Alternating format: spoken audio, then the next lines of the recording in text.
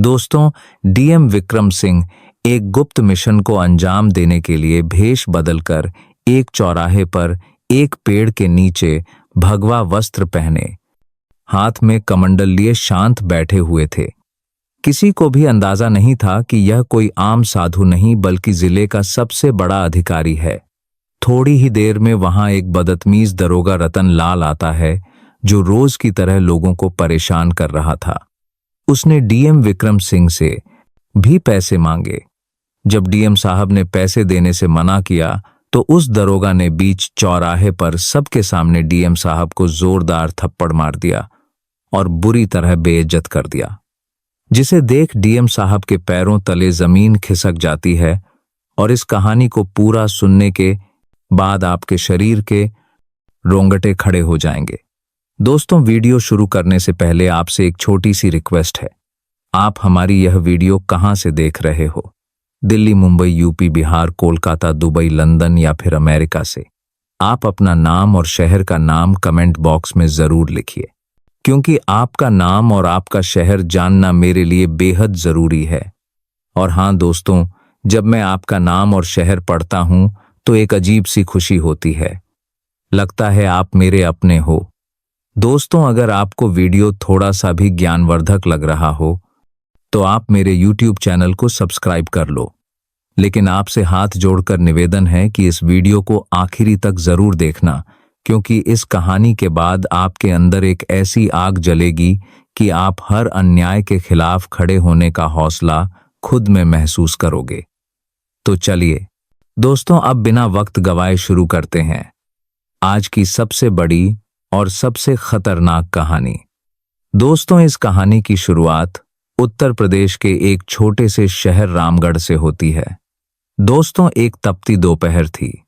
धूप इतनी तीखी कि सड़कें तवे की तरह जल रही थी और उस तपिश के बीच एक साधु अपने मैले कुचैले कपड़ों में एक चौराहे पर एक पेड़ की छांव में बैठा हुआ था। उसका चेहरा झुलसा हुआ था, आंखों में थकावट साफ दिख रही थी, लेकिन फिर भी उसके होठों पर राम राम का नाम था। कोई शिकायत नहीं, कोई गुस्सा नहीं, बस संतोष था। क्या आपने कभी ऐसी शांति देखी है जहां सब कुछ छीन चुका हो, फिर भी भीतर कोई तूफान ना हो? लेकिन क्या यह दुनिया ऐसी आत्मा की इज्जत करती है? नहीं। उसी चौराहे पर जहां वह साधु बैठा था, हर दिन दरोगा रतन लाल आता था, भारी वर्दी में घमंड से भरा हुआ, आंखों में अकड़ और हाथ में डंडा। उस दरोगा के लिए हर गरीब बस एक मौका था वसूली का, गाली देने का और अपनी ताकत दिखाने का। उस दिन भी वह आया। उसकी नजर साधु पर पड़ी। पहले तो हंसा, फिर साधु को देखकर बोला, और बाबा भीख कितनी मिल गई? आज साधु ने मुस्कुराकर कहा, बेटा मैं भिखारी नहीं साधु हूं, मुझे जो मिलता है भगवान की कृपा समझ कर रख लेता हूं। क्या इतना कहना काफी था? नहीं। दरोगा रतन लाल को गुस्सा आ गया। बोला, भगवान की कृपा अलग से रखना, पहले मेरे लिए कृपा निकाल। शदस हुए 100 दे, वरना। लेकिन जब साधु ने पैसे देने से मना किया तो अगले ही पल उसके गाल पर एक जोरदार तमाचा पड़ा और उस दरोगा ने उस साधु को बीच चौराहे पर बेइज्जत करके उस पेड़ के नीचे से भगा दिया। क्या यह वही भारत है जहां संतों को पूजनीय माना जाता था? क्या यही वह समाज है जहां साधु संतों से ज्ञान लेने की परंपरा रही है? साधु की आंखें भर आई, पर वह रुका नहीं। वह चुपचाप उठा, अपने कमंडल को संभाला और बिना कुछ कहे थाने की ओर चल पड़ा। क्या उसे पता था कि वहां भी अपमान मिलेगा? शायद हाँ, लेकिन क्या कोई व्यक्ति उम्मीद के सहारे नहीं जीता? जब वह थाने पहुंचा तो वहां बैठे अफसरों ने उसे ऊपर से नीचे तक देखा, जैसे कोई कीड़ा मकोड़ा हो। वो हाथ जोड़कर बोला, दरोगा जी ने मुझे मारा है, बिना किसी वजह के। क्या मुझे इंसाफ मिलेगा? थानेदार भोला राम हंस पड़ा। अब यह भी इंसाफ मांगने लगे हैं? चल हट यहां से, अगर फिर कभी थाने के पास दिखा तो और मार पड़ेगी। और फिर उसे धक्के मारकर बाहर निकाल दिया गया। सोचिए, जब एक गरीब व्यक्ति कानून के दरवाजे पर जाए और उसे वहां से भी धक्के मिले तो फिर वह जाए तो कहां, लेकिन उस साधु ने हार नहीं मानी। उसके आंसू अब गवाह बन चुके थे। उसकी पीड़ा अब केवल निजी नहीं थी, वह अब पूरे सिस्टम पर सवाल बन चुकी थी। उसने ठाना कि अब गवाह बन चुके थे, वह सीधे जिलाधिकारी के पास जाएगा। क्या उसे उम्मीद थी कि वहां सुनवाई होगी, या फिर बस यही आखिरी रास्ता बचा था? वह कांपते हुए पैरों से सूखे होठों और थरथराती आवाज के साथ डीएम ऑफिस की ओर निकल पड़ा। और यह सफर सिर्फ एक व्यक्ति का नहीं था, यह सफर था एक पूरी व्यवस्था को आईना दिखाने का। कुछ घंटों बाद वह साधु डीएम ऑफिस के गेट पर पहुंच गया। डीएम ऑफिस का गेट भारी था, जैसे किसी महल का दरवाजा हो, और उसके सामने खड़ा वह साधु जिसकी उम्र ने उसके कंधों को झुका दिया था और आत्मा ने उसके चेहरे को तपस्वी बना दिया था। वहां खड़े गार्ड्स ने उसे देखा और हंसते हुए कहा, बाबा, यह सरकारी दफ्तर है, यहां भंडारा नहीं चल रहा है। लेकिन उस साधु ने सिर्फ एक बात कही, मैं जिलाधिकारी से मिलना चाहता हूं, कुछ कहना है उनसे। गार्ड्स ने हंसी में टाल दिया। फिर भी वह साधु डीएम ऑफिस की तरफ जाता है और डीएम ऑफिस के दरवाजे के सामने थोड़ी दूर पहले ही इस इंतजार में बैठ जाता है कि जब कभी डीएम साहब ऑफिस से बाहर निकलेंगे तो मैं अपनी बात उनसे कहूंगा।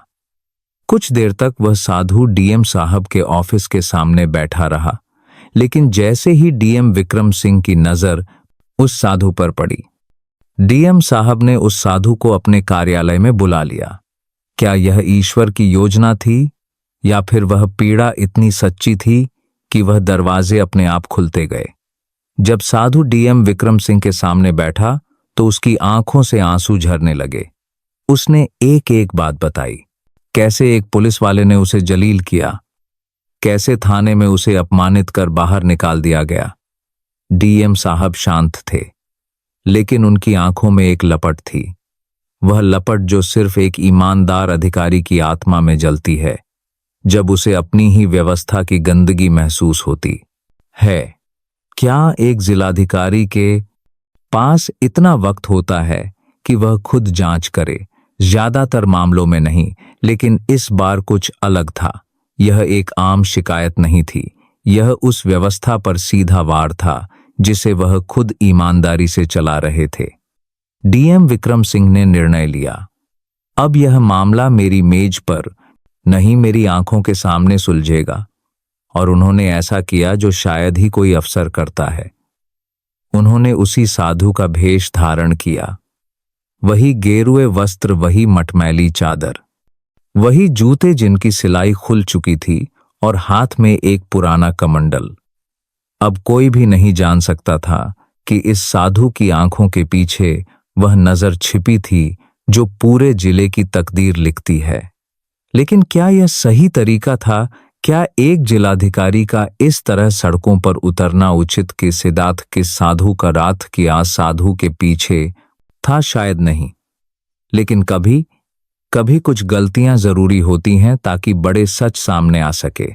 अगले ही दिन ठीक उसी चौक पर जहां पहले एक साधु का अपमान हुआ था, अब वही दृश्य फिर से दोहराया जाना था।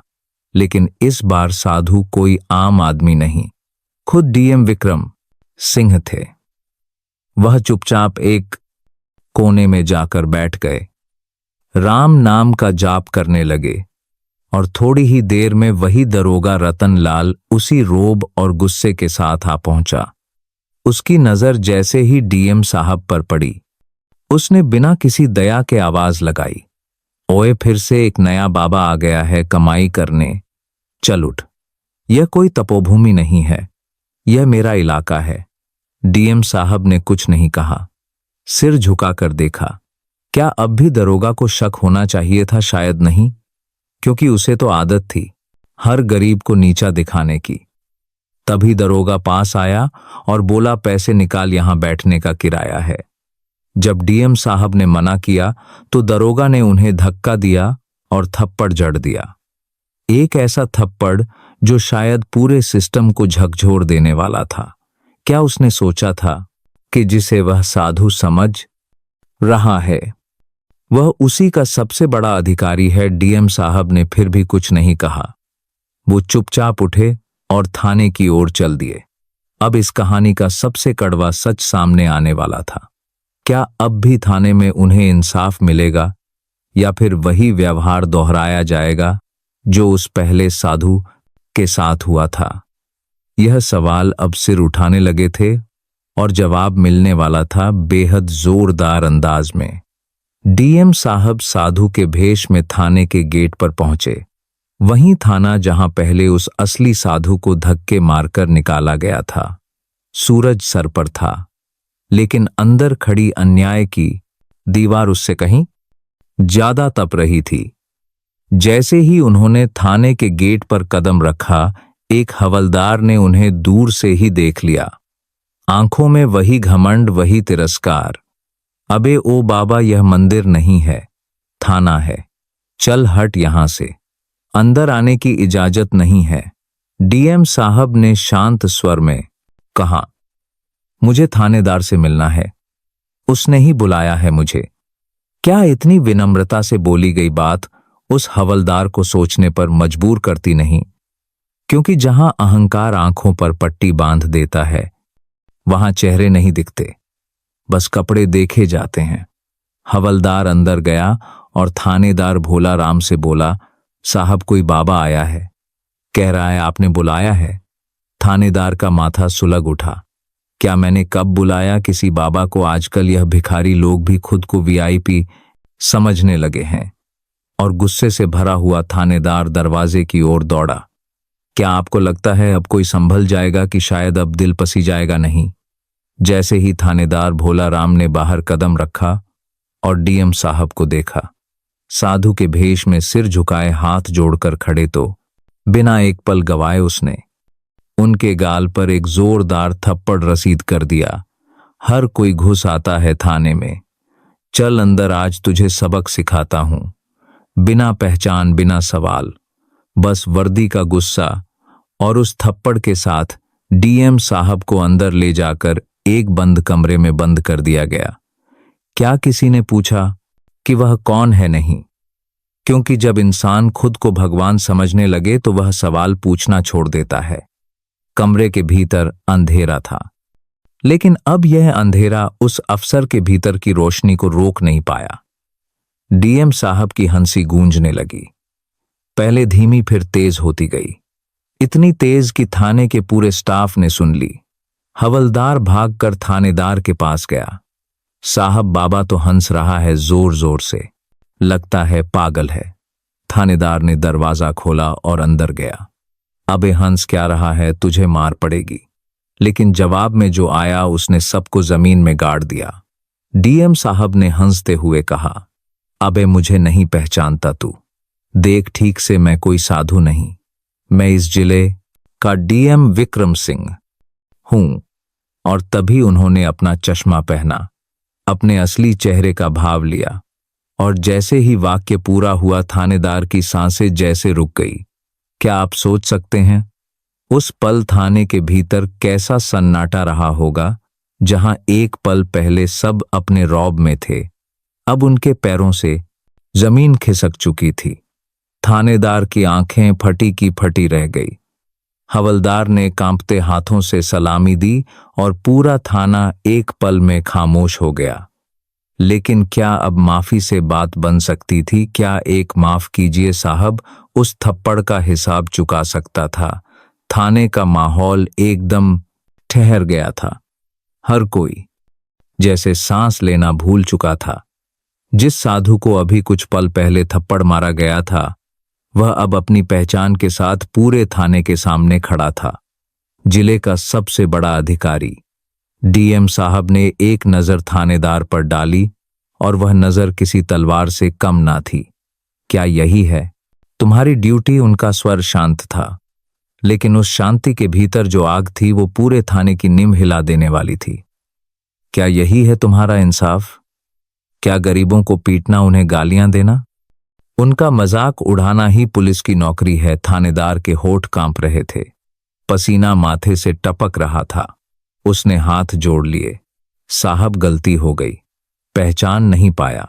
लेकिन क्या पहचानने की जरूरत इंसानियत के लिए होती है? क्या कोई गरीब, कोई साधु, कोई आम नागरिक इतना तुच्छ होता है कि उसे केवल उसके कपड़ों से आंका जाए? डीएम साहब ने कोई जवाब नहीं दिया। उन्होंने जेब से एक फाइल निकाली जिस पर पहले से ही सब कुछ तैयार था। Suspension orders. तुम्हें लगता है यह पहली बार हुआ है? नहीं, यह शिकायतें पहले भी आई थी, लेकिन आज मैंने खुद देख लिया। अब तुम्हारा वर्दी में रहना इस तंत्र के लिए अपमान होगा। एक एक करके डीएम साहब ने आदेश पढ़े। थानेदार भोला, राम सस्पेंड, दरोगा रतन लाल सस्पेंड, वह हवलदार जिसने गेट पर रोका सस्पेंड, और उन नामों की लिस्ट बढ़ती गई जैसे हर पन्ना एक एक गुनाह का सबूत हो। क्या यह वह दिन था जब सत्ता ने अपनी आंखें खोली, या वह दिन जब एक साधु की चुप्पी ने पूरे सिस्टम की नींव हिला दी? जैसे ही डीएम साहब ने फाइल टेबल पर रखी, पूरा थाना एक कतार में उनके सामने झुक गया। सबके मुंह पर एक ही बात, माफ कर दीजिए साहब, आखिरी मौका दे दीजिए। लेकिन इस बार कोई दया नहीं थी।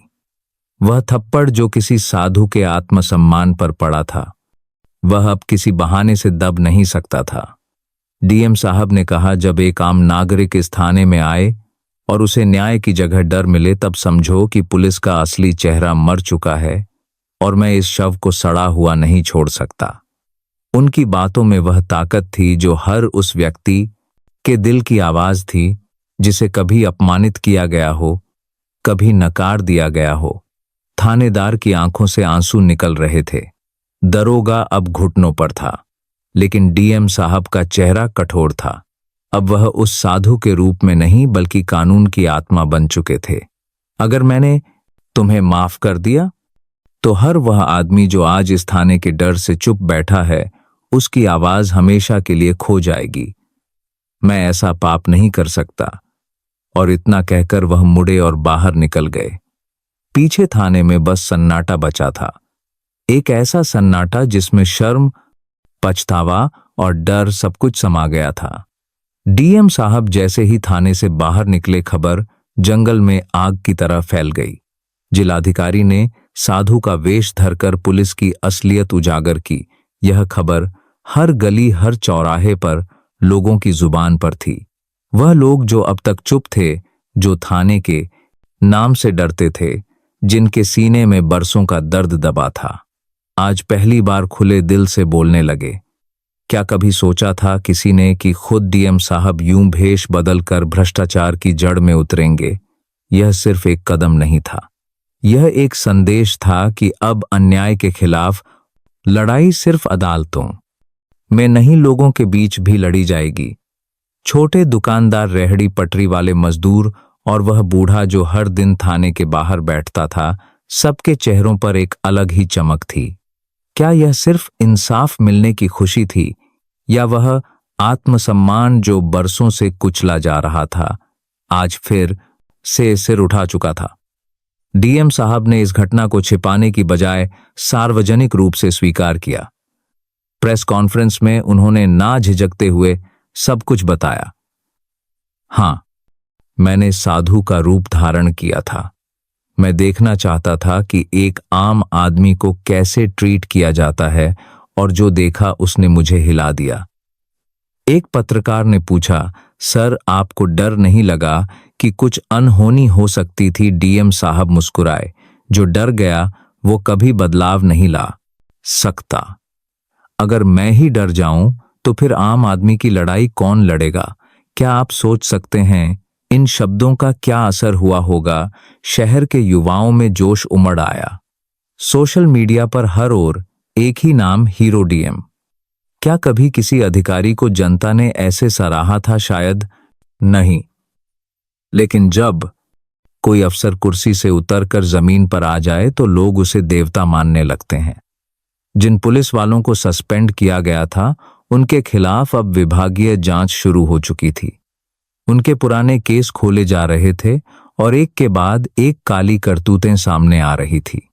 कई अन्य लोग भी सामने आए जो पहले डर की वजह से चुप थे, लेकिन अब बोलने लगे। क्या कभी सोचा था उन्होंने कि उनका बयान भी सुना जाएगा? अब ना सिर्फ उस थाने की सूरत बदल रही थी, बल्कि पूरे जिले में पुलिस की कार्यशैली पर सवाल उठाए जाने लगे थे। डीएम साहब ने निर्देश जारी किए कि हर थाना परिसर के बाहर शिकायत पेटिका लगाई जाएगी और हर एक शिकायत सीधे डीएम ऑफिस पहुंचेगी, बिना किसी फिल्टर के। क्या अब भी कोई गरीब इंसाफ से वंचित रहेगा? शहर की दीवारों पर पोस्टर लगने लगे। अब डर नहीं लगेगा थाने जाने में। स्कूलों और कॉलेजों में उस मैंतीहर दी घटना को लेकर वाद विवाद प्रतियोगिताएं होने लगी। लोग अपने बच्चों को कहने लगे, बेटा ईमानदार अफसर बनो। जैसे हमारे डीएम साहब, क्या आपने कभी देखा है कि एक घटना इतनी दूर तक असर करे? यह सिर्फ कहानी नहीं थी, यह बदलाव की लहर थी और उस लहर का नेतृत्व कर रहे थे एक साधु वेशधारी जिलाधिकारी। जब एक साधु के वेश में न्याय ने खुद अन्याय के गढ़ में दस्तक दी थी, तब उसकी गूंज सिर्फ शहर तक सीमित नहीं रह सकती थी। राजधानी के सचिवालय में बैठी सरकार तक बात पहुंची। एक डीएम ने ऐसा साहसिक कदम उठाया जिसकी मिसाल पूरे देश में कम ही देखने को मिलती है। मुख्यमंत्री कार्यालय ने तत्काल रिपोर्ट मांगी और खुद मुख्यमंत्री ने ट्वीट कर लिखा, ऐसे अधिकारी ही सिस्टम में बदलाव की उम्मीद जगाते हैं। भ्रष्टाचार के खिलाफ डीएम की कार्यवाही सराहनीय है। क्या आपने कभी सोचा था कि एक थाने का मामला सीधे सीएम हाउस तक पहुंच जाएगा? लेकिन जब न्याय अपनी आंखों से देखता है तो उसे किसी माध्यम की जरूरत नहीं होती, वह खुद लहर बनकर फैलता है। वहीं दूसरी ओर उन पुलिसकर्मियों की असलियत धीरे धीरे सामने आने लगी थी। जांच में पता चला कि दरोगा रतन लाल पिछले 2 सालों से हर हफ्ते चौराहों पर ड्यूटी के बहाने गरीबों से उगाही कर रहा था, जो उसे पैसे नहीं देते थे। उनके सामान को जब्त कर लिया जाता या थाने बुलाकर डराया जाता। थानेदार भोला राम के खिलाफ भी पहले से कई शिकायतें थी, लेकिन हर बार मामला रफा दफा कर दिया जाता था। लेकिन अब नहीं। अब वह वक्त आ चुका था जब वर्दी की आड़ में छिपे चेहरों को बेनकाब किया जा रहा था। क्या यही वह पुलिस थी जो आम जनता की सुरक्षा के लिए नियुक्त की गई थी, या वह भय की मूरत बन चुकी थी जिससे गरीब और मजबूर लोग रात में भी डरते थे? डीएम साहब ने केवल कार्यवाही ही नहीं की, बल्कि पूरे जिले की पुलिस व्यवस्था में सुधार का अभियान शुरू किया। हर थाने में सीसीटीवी की निगरानी अनिवार्य कर दी गई। महिला हेल्प डेस्क की स्थिति को सुधारा गया और हर शिकायतकर्ता से थाने के व्यवहार पर फीडबैक लिया जाने लगा। इतना ही नहीं, उन्होंने 1 महीने के भीतर सभी पुलिसकर्मियों की कार्यशैली की गोपनीय समीक्षा का आदेश दिया। क्या पहले किसी ने ऐसा किया था? नहीं, क्योंकि बदलाव की शुरुआत हमेशा एक चिंगारी से होती है, और इस बार वह चिंगारी खुद जिलाधिकारी थे। मीडिया ने इस पुलिसकर्मियों कार्यशैली की गोपनीय समीक्षा का आदेश घटना को राष्ट्रीय स्तर पर उजागर किया। न्यूज चैनल्स पर बहस होने लगी। क्या हर जिले को ऐसा ही डीएम चाहिए? सोशल मीडिया पर लोग वीडियो बनाकर इस घटना की तारीफ करने लगे। शॉर्ट्स, रील्स और ट्विटर थ्रेड्स में डीएम साहब हीरो की तरह दिखने लगे। कई पुलिस अधिकारी भी प्रेरित हुए। हमें भी अपने सिस्टम को ठीक करना चाहिए, कहने लगे। क्या कभी किसी साधु के वेश में छिपा एक अफसर इतना बड़ा उदाहरण बन जाएगा? शायद उन्होंने खुद भी नहीं सोचा होगा कि उनका एक साहसिक कदम पूरे देश को सोचने पर मजबूर कर देगा। वह दिन अब बीत चुका था, लेकिन उसकी गूंज थमने का नाम नहीं ले रही थी। शहर की गलियों में, दुकानों पर, चाय की ठड़ी पर और स्कूलों में एक ही चर्चा थी। साधु नहीं था वह तो खुद डीएम था। हर किसी की आंखों में चमक थी, जैसे वर्षों से दबे हुए किसी सपने ने पंख फैला लिए हो। लेकिन क्या यह कहानी सिर्फ एक अफसर की थी, या उस हर इंसान की जो कभी किसी थाने में बेइज्जत हुआ था, जिसे सिस्टम ने उसकी हैसियत से नापा था? यह कहानी उन आंसुओं की थी जिन्हें हमेशा कमजोर समझा गया पर उस दिन वह आंसू नहीं हथियार बन गए थे, और जब एक अफसर ने वह हथियार उठा लिया तब व्यवस्था की चूलें हिल गई। पर सोचिए, अगर वह साधु शिकायत करने के बाद चुप बैठ जाता, अगर वह हार मान लेता, तो क्या कभी सच्चाई सामने आती? यही तो सबसे बड़ी सीख है इस कहानी की। कभी भी अन्याय के सामने झुकना नहीं चाहिए। कोई फर्क नहीं पड़ता आप किस हाल में हैं, क्या पहनते हैं, या आपकी आवाज कितनी धीमी है। अगर आपका इरादा सच्चा है तो पूरी व्यवस्था आपके साथ खड़ी हो सकती है। इस कहानी ने हमें यह भी सिखाया कि पावर सिर्फ कुर्सी में नहीं होती, वह उस इंसान में होती है जो सच का साथ देने से नहीं डरता। जब डीएम साहब ने साधु का भेष पहना, वह सिर्फ परीक्षा नहीं थी, वह एक क्रांति का बीज था जो अब पूरे राज्य में फैल चुका था। आज वह साधु कहीं नहीं दिखता, लेकिन उसकी कहानी हर गरीब के दिल में जिंदा है।